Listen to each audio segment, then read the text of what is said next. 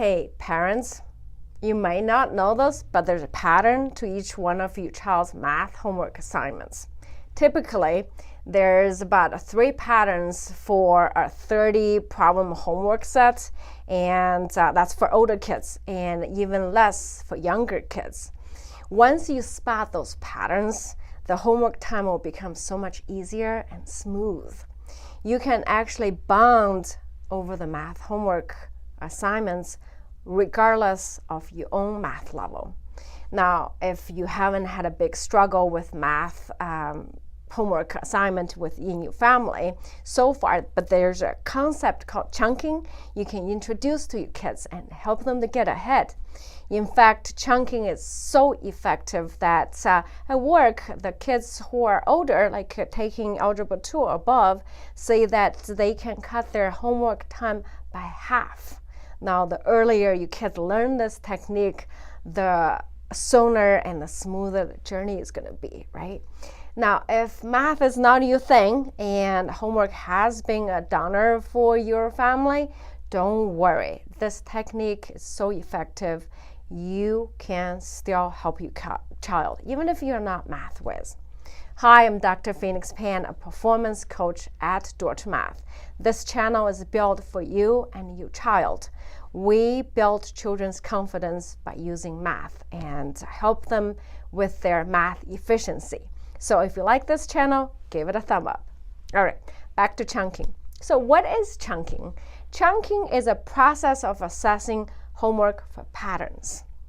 If you can help your child figure out what those patterns are before they jump into the homework, they can divide the homework in chunks and focus on each chunk at a time. This will make homework easier for them, and the time is more enjoyable for them. And on top of that, you get to teach your child a tool that's seldom taught in school. How good is that, right? Okay, so how do you go about chunking a math homework?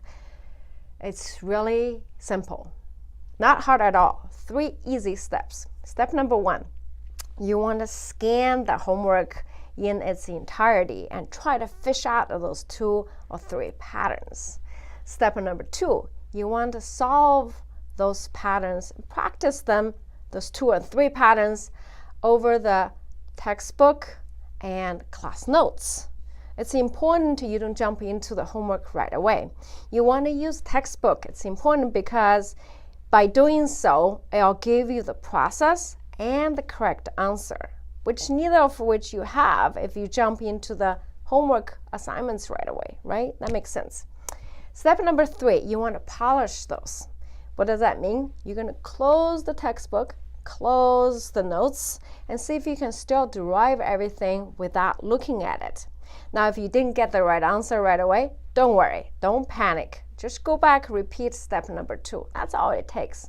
It takes a little practice. It will get easier, I promise you.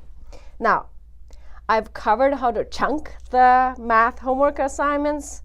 You think ready to jump in, help your child? Not quite. Let me cover one more thing that I see often gets parents in trouble when they're called to help. You may or may not already experienced this at home already. So does this sound familiar? Your child calls you, say, I'm stuck, mom or dad, and you go over there, you start to help. Then you got stuck. So you ask to see their textbook or class notes, trying to figure it out. We're human, right? Haven't done the math for a while, we're going to figure it out.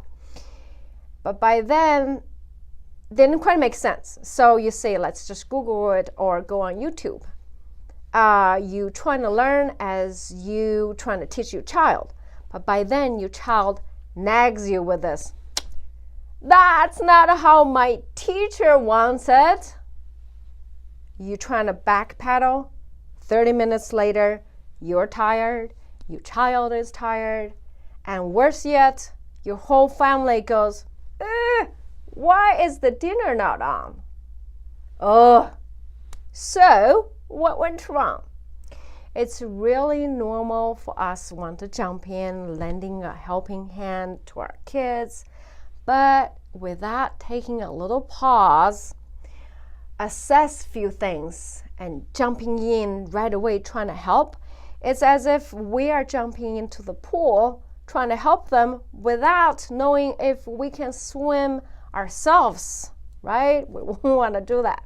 Okay, so it's really, really, really important that you take a few moments to get into the right space, mindset to work your child, because this day and age, it's just so busy. We live busy lives, right?